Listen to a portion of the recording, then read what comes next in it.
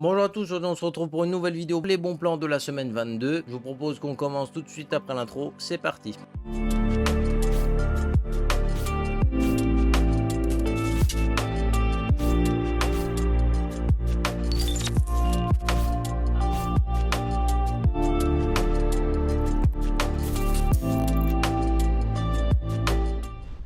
Comme je vous ai dit, aujourd'hui on se retrouve pour les bons plans de la semaine 22. Cette semaine exceptionnellement, on va avoir beaucoup de bons plans Amazon, ça fait plaisir parce que au final, on a des soldes assez agressifs justement sur ce site. Et puis du coup, comme d'habitude, tous les liens Amazon France sont affiliés. Tu es libre de commander où tu veux ou en dehors du lien affilié, tu fais comme tu veux, ça c'est toi qui vois. Tous les liens de tous les produits sont dans la description, triés par catégorie et dans les catégories, c'est trié par prix croissant. Je vous propose qu'on attaque tout de suite avec un PC tout monté. Alors, j'ai pas l'habitude de dire ça parce qu'en général, c'est un peu de la merde. Mais là, on a un PC qui vaut à peu près le coup. Ce PC, on le retrouve chez Dubarro Computer System, qui est un site allemand. Alors, je connais pas du tout ce site internet, mais dedans, on retrouve des composants de très bonne qualité. Le seul truc qui me dérange, c'est le boîtier et le SSD, mais je vais vous expliquer pourquoi. Alors, déjà, au niveau des composants qui sont bien, on va avoir un Ryzen 5 5600X, qui est un excellent processeur. Une B550 Gaming X de chez Gigabit, qui est une très bonne carte mère, qui ira très bien que sur Ryzen 5. Une RTX 3070 Ti KFA carré 8 Go, qui est une très bonne carte graphique. 16 Go de RAM de chez G-Skill en Ripjo, 3600 MHz qui vont mettre plutôt bien notre Ryzen. On va avoir en plus de ça en alimentation, une Corsair RM 750X, qui est une excellente alimentation de chez Corsair. Et du coup, on arrive sur les points qui me chiffonnent un petit peu, c'est que le SSD, on est chez Kingston avec le NV1, qui est un SSD un petit peu miteux, quoi. Genre,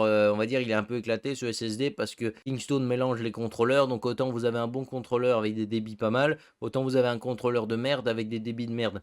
Sur le papier, il est censé tenir les débits qui sont affichés, mais après, en général, voilà, ça peut éventuellement évoluer suivant le contrôleur que vous avez. Les retours que j'ai eu sur les reviews que j'ai lus, donc voilà. En plus de ça, 500 Go, ça peut vous limiter un petit peu. Donc voilà, c'est à vous de voir. Et puis le boîtier, justement, c'est un Salentum PC Ventum. Bref, je sais pas ce que c'est que ce boîtier. En tout cas, si c'est le même qu'il y a sur la photo, je sais pas si c'est le même, mais vous retrouvez 3 ventilateurs, une façade en mèche, un autre ventilateur en extraction à l'arrière. Même si les ventilateurs sont éclatés au sol, éventuellement, ça peut déjà apporter un peu d'air frais. Et puis par la suite, pourquoi pas investir dans des meilleurs ventilateurs ou carrément changer de boîtier si jamais c'est vraiment trop de la merde. Voilà, éventuellement, parce que là, pour 1250 €, vous avez un prix qui est plutôt correct quand même. Toutefois, il faudra installer Windows parce que normalement, il n'est pas installé. Et sinon, vous pouvez le cocher en option au moment de l'achat. Au niveau des processeurs, cette semaine, on est plutôt gâté avec des AMD. On commence à 110 € avec le Ryzen 3 4100. Alors, je sais pas du tout ce qu'il vaut. Je suis tombé dessus aujourd'hui. J'ai vu que le prix était plutôt intéressant. On n'a pas de frais de port ici. Et franchement, on peut mettre des cartes mères qui sont vraiment pas chères avec ce processeur. Et ça peut permettre d'obtenir vraiment des kits pas mal. Un processeur qui est 4 cœurs 8 threads quand même. Et à mon avis,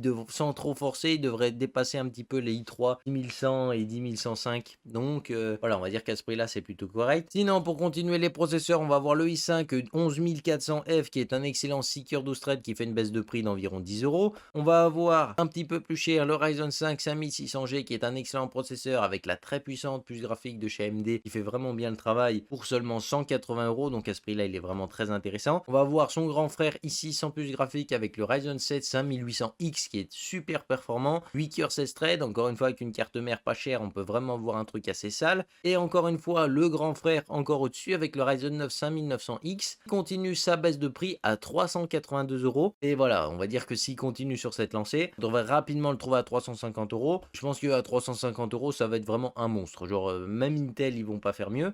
Comment dire, là vous avez le i5 12600K qui est meilleur en stream, mais sinon surtout le reste de l'applicatif, il est un peu en dessous. Vous avez le Ryzen 9 5900X qui est juste là. Et puis juste au-dessus, vous avez le i7 12700K qui arrive quasiment au même niveau de performance que justement ce Ryzen 9 5900X. Alors si jamais il descend encore au prix, on peut vraiment se retrouver avec des kits qui sont plus qu'intéressants pour vraiment pas cher. Et celui qui veut de l'applicatif sans trop se ruiner, c'est vraiment intéressant. Si jamais au niveau des cartes mères ici, on va avoir pas mal de cartes mères AMD et après on finira avec du Intel 10e et 11e génération comme vous allez voir. La B550 Pro VDH qui est une excellente carte mère que MSI continue de faire et c'est très bien.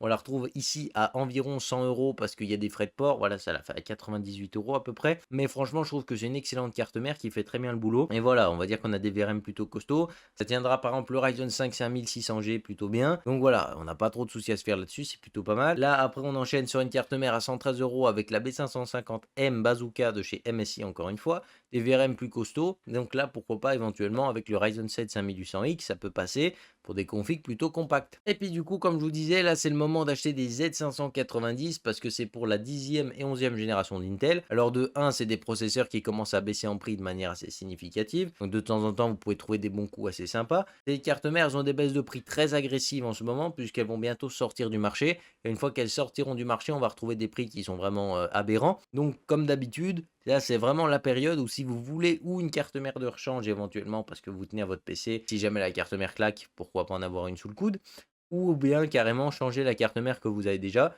pour une carte mère un peu plus haut de gamme. Et là, du coup, on retrouve la MSI MPG Z590 Gaming Force que j'ai dans mon PC derrière moi. Une excellente carte mère qui a des teintes un petit peu bleutées qui font d'elle qu'elle est vraiment une œuvre d'art. Franchement, je la trouve juste super belle cette carte mère et franchement, c'était pour ça que je l'avais achetée. J'étais un peu tombé amoureux et franchement, aujourd'hui, je regrette pas trop.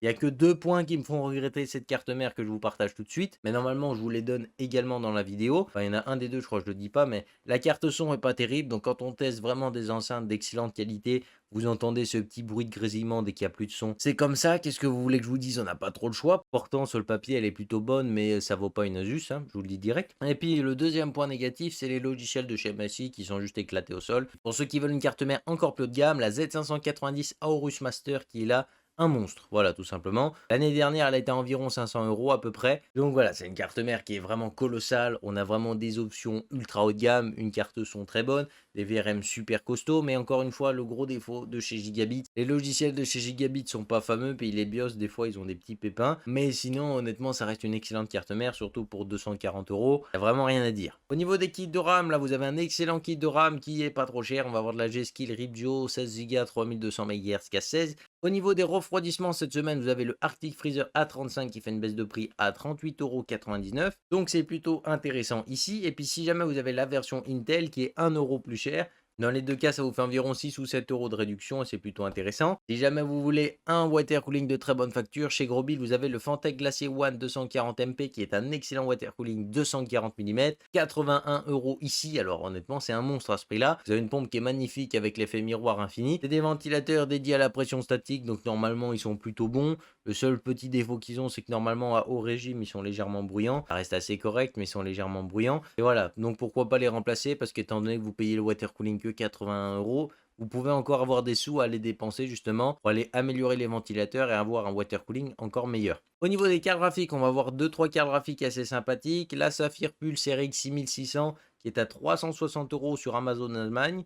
Honnêtement, c'est un excellent modèle de chez Saphir. Et puis à ce prix-là, c'est plutôt correct. Si jamais on va avoir encore au-dessus la RX 6700 XT de chez XFX en 3 ventilateurs, on va la retrouver ici à environ 595 €. Donc c'est légèrement en dessous de 600 €, mais c'est plutôt pas mal. De toute façon, des fois en pleine semaine, vous avez des baisses de prix encore plus grosses. Donc pourquoi pas les regarder au niveau de mercredi par là, parce que en général, ils baissent plutôt les prix en milieu de semaine plutôt que le week-end. Donc voilà, je vous invite à aller jeter un œil sur les RX 6700 XT au milieu de la semaine si jamais vous en voulez vraiment une. Sur rue du commerce, on retrouve une RTX 3070 Aorus Master à 680 €. C'est un modèle qui est monstrueux, très bien refroidi. Encore une fois, bon, on va avoir le petit problème des logiciels de chez Aorus, mais normalement, c'est moins important qu'une carte mère puisque vous n'êtes pas obligé de les installer. Mais sinon, voilà, on a vraiment une carte graphique qui est vraiment incroyable. On va avoir des très bonnes performances de refroidissement. Un modèle qui est très beau. En plus de ça, elle a un petit écran sur la tranche, donc celui qui aime bien les gadgets, il va être servi. Au niveau du stockage, on va retrouver ici le Samsung 980 qui fait une baisse de prix sur sa version 1 Tera et sa version 500 Go. La 500 Go, on la retrouve à 55 €, c'est plutôt cool. Et puis la version 1 Tera, on la retrouve légèrement en dessous de 100 €, donc pour ce prix-là, c'est plutôt pas mal. Il y en a qui vont lui reprocher que sa durée de vie est pas exceptionnelle, mais voilà, on va dire que normalement un SSD, vous devez écrire 100 fois sa durée de stockage avant qu'il arrive dans une zone dangereuse. Donc si vous avez un SSD d'environ 500 Go, quand il va arriver à 50 Tera d'écriture,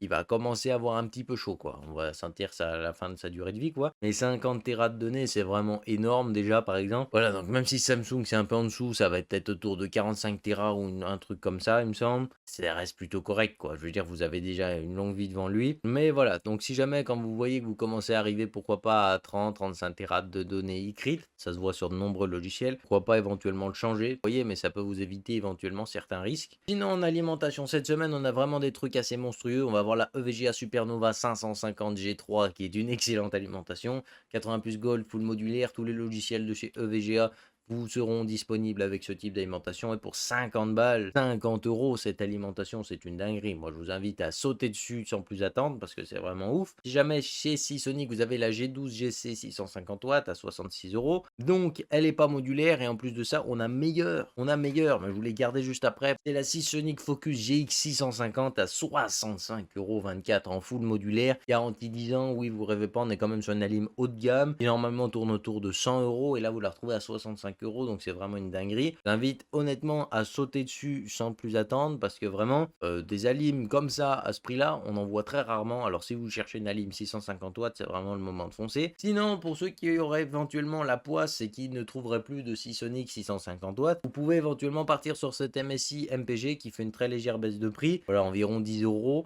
Ça vous fait une A650GF à 90 euros qui est une alim milieu de gamme plutôt correcte. C'est garanti 10 ans encore une fois, c'est full modulaire et c'est plutôt de bonne conception quand même, donc vous devriez pas être trop perdant.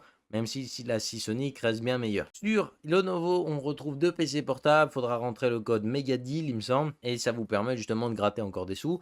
Mais là, on va se retrouver avec un IdeaPad 5 qui est un Chromebook, hein, pour ceux qui l'auront compris. Et du coup, bah, on va profiter du fameux et magnifique Chrome OS que personnellement, j'aime pas trop. Mais vous faites comme vous voulez. Peut-être que certains d'entre vous sont fans. On va retrouver le i3 1115 G4 avec une puce graphique de chez Intel qui est environ milieu de gamme. Voilà, je vous rappelle que normalement, il y a G2, G4, G5, G7, je crois. Donc, vous êtes à peu près au milieu de la gamme. Et voilà, ça vous offre des performances plutôt correctes. Sinon, on va avoir un écran en IPS avec 14 pouces justement au niveau de la taille, donc c'est plutôt transportable. 8 Go de RAM, donc sur Chrome OS, ça devrait largement tourner. Puis le petit défaut, je trouve, c'est 256 Go de SSD. Si c'est juste pour surfer sur Internet, pourquoi pas. Mais si jamais vous commencez à mettre beaucoup de photos ou beaucoup de films dessus, ça peut vite être léger. Au niveau du deuxième PC portable de chez Lenovo, on va se retrouver ici avec le Legion 5i qui est la génération 7. 900 euros. Qu'est-ce qu'on peut retrouver? On va voir le i5 12500H. C'est un excellent processeur de chez Intel et plutôt bon dans le niveau de l'économie d'énergie sur le bureau, tout ça. Mais malheureusement, il me semble que quand vous faites des grosses applications où il tourne très fort, la batterie descend très vite. Donc c'est un peu dommage parce que ça défonce l'autonomie